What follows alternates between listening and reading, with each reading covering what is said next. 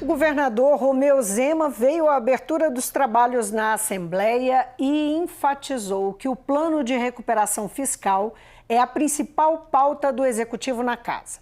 Zema disse que da aprovação depende a continuidade dos repasses de atrasados aos municípios. No dia seguinte, os blocos parlamentares da Assembleia passaram por um rearranjo de forças e 6 deputados deixaram a base, que agora tem 16 dos 77 parlamentares. Como o governo pretende conduzir as relações com os deputados em 2020? Que desafios enfrentará esse ano? Quem conversa comigo é o secretário de governo, Bilac Pinto, que tem o papel de conduzir a articulação política. Muito bem-vindo, secretário. Obrigada por vir. É a primeira vez que o senhor está aqui conosco. Obrigada por vir. Eu que agradeço muito a atenção e é importante a gente estar tendo uma discussão relevante, que é abordar esse processo político hoje dentro do Estado de Minas Gerais, a gestão do governador Romeu Zema, o papel do Poder Legislativo na discussão de temas relevantes aí a Minas e aos mineiros, que nós demos entrada e iremos dar entrada aqui na Assembleia Legislativa de Minas Gerais. Secretário, como é que o governo vai conduzir o convencimento para tentar aprovar essas pautas prioritárias? O convencimento, claro, do Legislativo. Olha, o governador Romeu Zema, ele tem dito e a todo momento colocando qual a verdadeira situação do Estado de Minas Gerais hoje. Minas tem um déficit aí anualizado de 15 bilhões de reais. Nós temos aí um déficit só na Previdência de 18 bilhões de reais. As contas não fecham. E é uma frase do próprio governador, os números não mentem.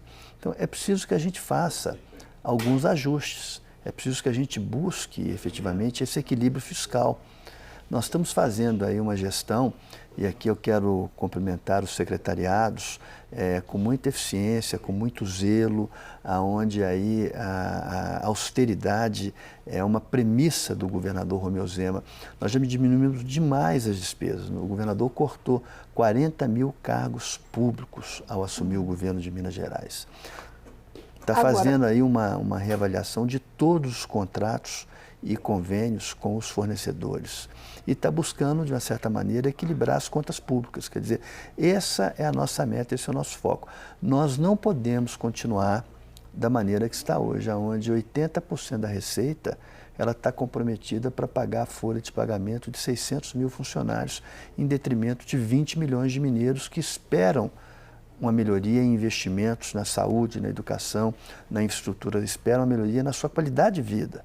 Quer dizer, nós temos que inverter essa lógica e para isso é necessário fazer mudanças. E o Parlamento, a Assembleia, ela é fundamental, porque ela vai nos ajudar a fazer essa travessia, vai nos ajudar a fazer essa construção. Eu acredito muito no Poder Legislativo. O fato de o projeto entrar aqui nessa casa não quer dizer que vai sair da mesma maneira. Eu acho que a Assembleia pode dar uma grande contribuição. Você tem nomes aqui importantes, pessoas que de uma certa forma podem nos ajudar a fazer essa construção e eu particularmente tenho muita confiança. Agora, é fato que o governo federal pretende flexibilizar as condicionantes desse plano, desse acordo que é tratado e que está em processo ainda, em negociação, mas ele pode flexibilizar com o Estado, porque nós sabemos que tem alguns pontos, como, por exemplo, a questão das privatizações, que são bastante polêmicos, não é? E que dividem muito a casa. Vamos lá, no que se refere aí à lei de responsabilidade fiscal do governo federal, quando ela foi feita especificamente para atender o Estado do Rio de Janeiro. O Estado, desde a época do governo passado, vinha passando por dificuldades enormes. Eu me lembro, inclusive, conversando com o Rodrigo Maia, o presidente da Câmara atual, onde ele falava comigo numa conversa, olha, o Rio quebrou. O Rio não tem dinheiro para comprar folha de computador. Os funcionários tinham que levar gêneros, muitas vezes de primeira necessidade, para as repartições públicas, porque o Estado não conseguia arcar com isso. Então, o Rio chegou numa situação caótica. E aí fizeram a lei para, de uma certa forma, acertar a situação precária que naquele momento vivia o Estado do Rio de Janeiro. E quando fizeram a obrigatoriedade de se vender todas as empresas públicas. E o Rio de Janeiro, ele tem uma empresa de maior relevância, que é a SEDAI, que é a sua companhia de saneamento básico. Na minha visão, o legislador deve fazer aí uma reavaliação de como se interpreta e como se aplica a lei de responsabilidade fiscal. Por quê? O que é importante? Não é somente a venda das estatais, o importante é o esforço que o governo está fazendo como um todo para se ter o equilíbrio das contas públicas. E essa venda pode não ser o melhor negócio, seria eu acho na situação de hoje, eu digo sempre que o Estado nunca é um bom dono de empresa, em qualquer que seja, com raríssimas exceções. É preferível a iniciativa privada assumir e fazer a gestão, porque ela será muito mais eficiente. Agora, como desfazer de uma empresa pública, como desestatizar, esse sim é um grande desafio. Por quê? Por mais que você queira vendê-las, você tem que vender com responsabilidade. Você tem que discutir com o parlamento, você tem que definir critérios. As empresas públicas que nós temos em Minas hoje, elas são empresas de portes grandes, elas precisam, de uma certa forma, passar por uma série de precedentes, de aspectos de ordem legal.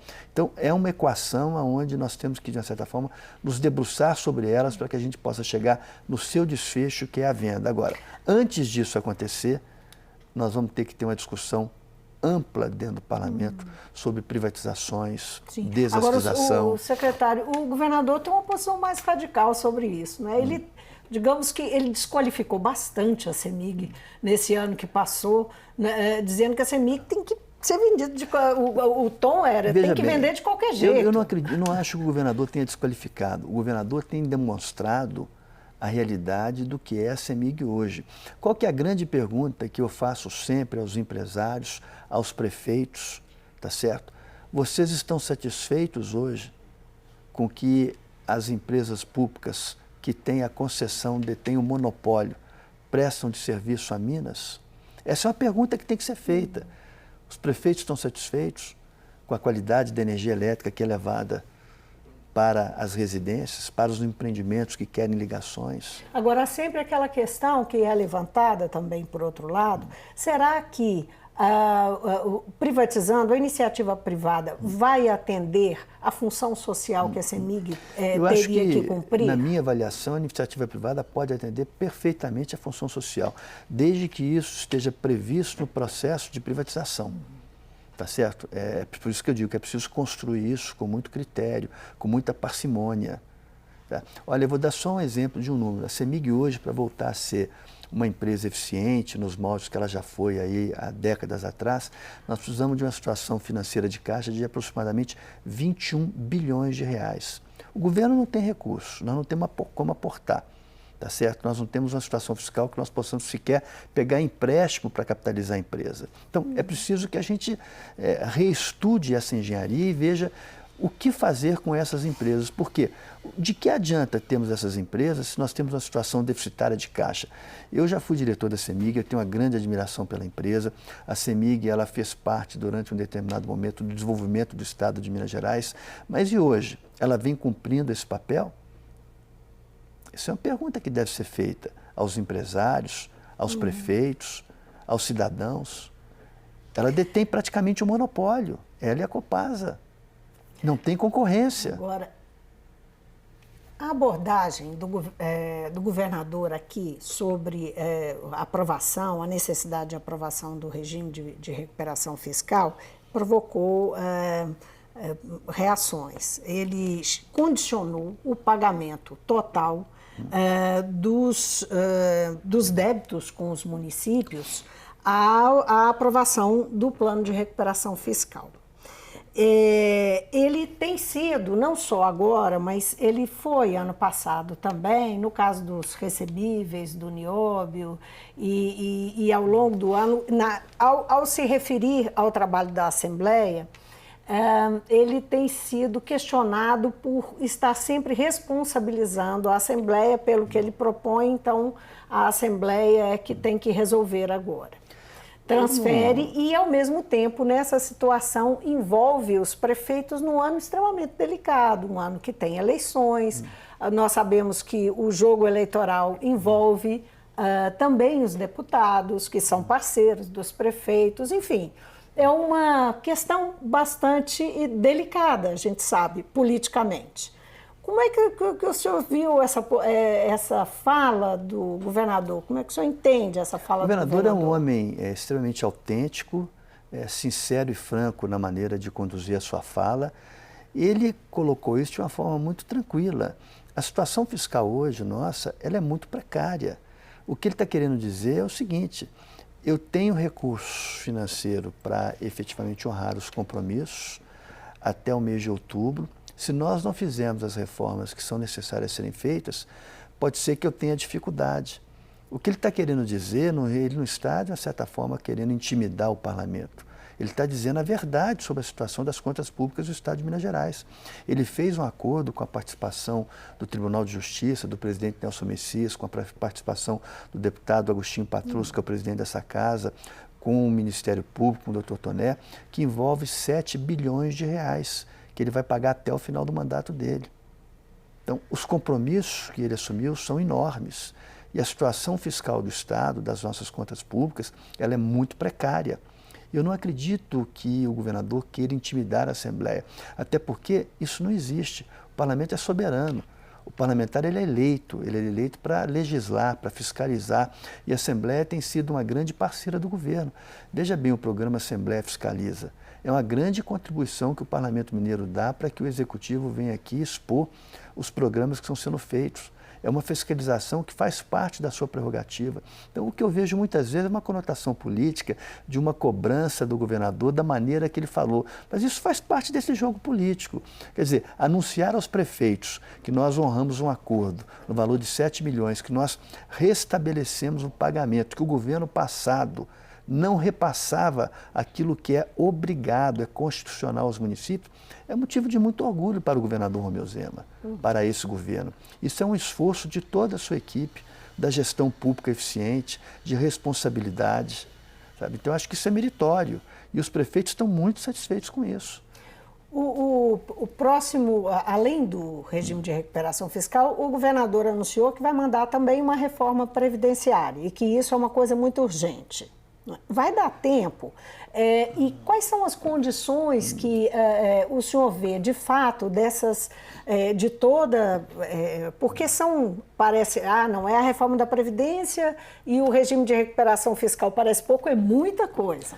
Né? A gente sabe também que tem aí a perspectiva já tem o projeto aqui para a privatização da Codemig, não é? Enfim, tem uma pauta pesada. É um ano eleitoral. Então, a pergunta é se a questão da proposta de reforma previdenciária, o que deve ser trazido, e se o senhor acredita que realmente vai dar tempo, ou se o governador está jogando aqui na Assembleia para trabalhar esse assunto com mais tempo. Eu acho que eu digo sempre que o parlamento tem o seu tempo. O Estado é que não tem o tempo por esperar. Nós enviamos para cá, no final do ano passado, aí a adesão ao regime de recuperação fiscal, a venda da Codemig e a alienação das ações, tá certo, também da Codemig, para levantar o dinheiro para pagar o 13º do funcionalismo público. A Assembleia aprovou a alienação das ações, com uma votação brilhante, tá certo? Nós devemos efetivar essa operação aí a partir de março e vamos quitar o salário do funcionalismo público de 2019, o 13º. E vamos equilibrar também as contas públicas de Minas Gerais, fazendo com que os salários não tenham mais atraso. Muito bem. O único projeto que será enviado esse ano é o da reforma da Previdência. E aqui eu quero ressaltar que nós temos aí já mais de 8 estados da federação que já aprovaram a reforma da Previdência. Então, Minas precisa tratar disso com uma certa preemência. Evidentemente que a Assembleia tem seu tempo. Os deputados vão receber, vão estudar, vão analisar, vão contribuir para que a gente possa estar aprimorando o projeto. Mas é muito importante que eles façam essa avaliação, porque nós precisamos ter o equilíbrio das contas públicas. E talvez hoje o projeto de reforma da Previdência dos funcionários civis e dos militares seja um projeto assim tão ou mais importante do que aqueles que estão aqui. São projetos estruturantes, quer dizer, a venda da Codemig, a adesão ao regime de recuperação fiscal, é a reforma da Previdência. Por que que a adesão ela é importante? Nós estamos deixando de pagar a dívida de Minas Gerais. São mais de 122 bilhões de reais. Está suspensa com uma liminar. Uma liminar que aguarda, tá certo, a Assembleia dar autorização para que o governo inicie as negociações. Se essa liminar cair, nós vamos ter um grande problema, porque nós vamos ter que pagar imediatamente 9 bilhões. E nós não temos esse dinheiro hoje no Caixa do Estado. Agora, secretário, na sequência aceitando, enfim, passando a adesão, que é por si só um grande desafio, tem uma série de projetos que vêm que dizem respeito especificamente ao plano de recuperação fiscal, não é isso? Passando a adesão, nós vamos ter que cumprir algumas premissas, tá certo? Que já está previsto por parte do governo. Nós já fizemos esses estudos todos. E nada implica naquilo que nós estamos fazendo hoje. Quando a Assembleia nos autorizar a fazer adesão, vai iniciar a partir daí uma negociação juntamente à Secretaria do Tesouro Nacional e do Ministério da Economia, para que a gente possa estar fazendo esse ajuste. E o que isso vai trazer de benefício para Minas? Primeiro, nós vamos estar numa situação de legalidade. O custo de manutenção da dívida hoje, que está suspensa sob a liminar, ela passa a ter um rito de legalidade. Então, só esse custo de aderir, nós vamos ter uma economicidade de aproximadamente 2 bilhões de reais por ano e a garantia de que nós saímos daquela dependência, tá certo, monocrática de um juiz do Supremo Tribunal Federal que está segurando, que deu essa liminar, tá certo? E nós vamos aderir a um projeto onde Minas vai ter, de uma certa forma, mais tranquilidade para poder iniciar esse processo de recuperar as suas contas públicas. Agora, os 9 vetos que estão na Assembleia, que o governador mandou e que foram, que tem aí o potencial de emperrar em 30 dias a pauta, né? Isso é uma preocupação do governo? Eu acho que os vetos foram feitos, cada um em função da sua razão específica, e eu acredito muito que a Assembleia ela tem um potencial de trabalho muito grande, os parlamentares têm responsabilidade, e o próprio presidente da Casa, ele conduz aqui, o Agostinho tem uma condução e um diálogo através do Colégio de Líderes, assim, que de uma certa maneira ele vai fazer com que essa pauta ande de uma forma muito serena e a gente possa estar aprovando todos esses projetos. Mas ele deu uma declaração também que não tem nada, nenhuma adesão automática, né? É aquilo que eu digo sempre, não há adesão. Do parlamento não será automática. Não há adesão automática do parlamento, ninguém nunca disse isso. O parlamento é soberano, os parlamentares têm autonomia, eles têm o tempo deles. É preciso que se entenda também a situação de fragilidade que vive hoje Minas Gerais. Minas vem pedindo socorro. O senhor está preocupado com a redução da base aqui? De maneira alguma. O fato de você montar aí um bloco com menos deputados não significa que você vai ter dificuldades na aprovação dos projetos. Nós tivemos aí, em média, nas votações que foram acordadas aqui com o governo, 62% de aprovação por parte dos parlamentares. Em um dos projetos, que foi para pagar o 13º salário do funcionalismo público, nós tivemos 94% de aprovação.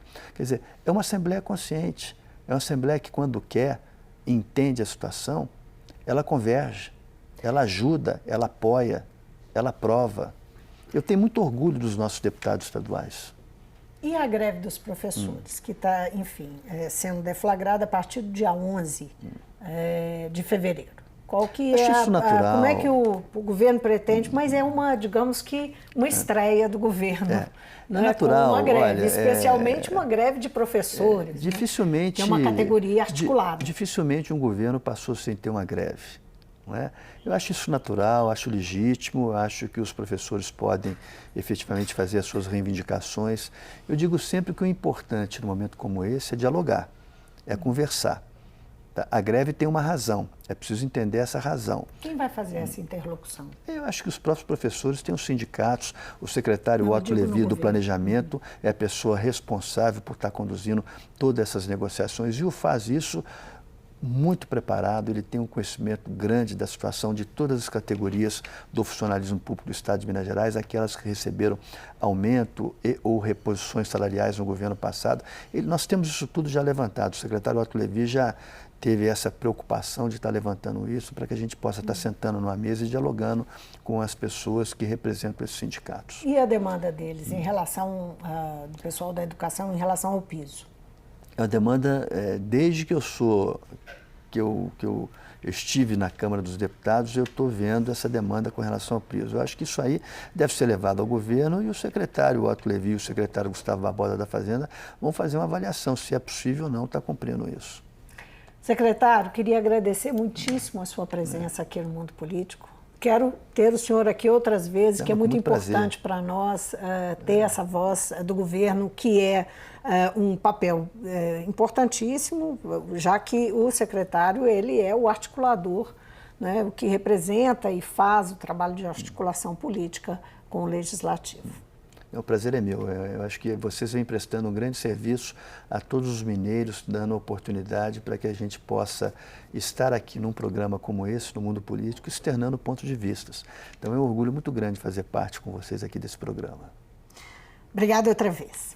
Conversei com o secretário de Governo, Bilac Pinto, sobre a pauta do governo na Assembleia para esse ano, os desafios que o governo terá aqui com o Legislativo, porque são assuntos importantes.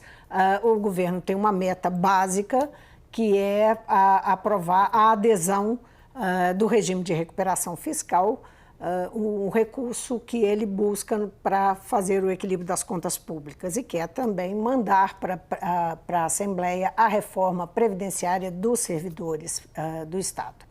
O Mundo Político termina aqui. Se você quiser rever a entrevista, é só acessar nosso site ou YouTube. E para falar conosco, e-mail ou Twitter. Obrigada pela companhia. Até a próxima.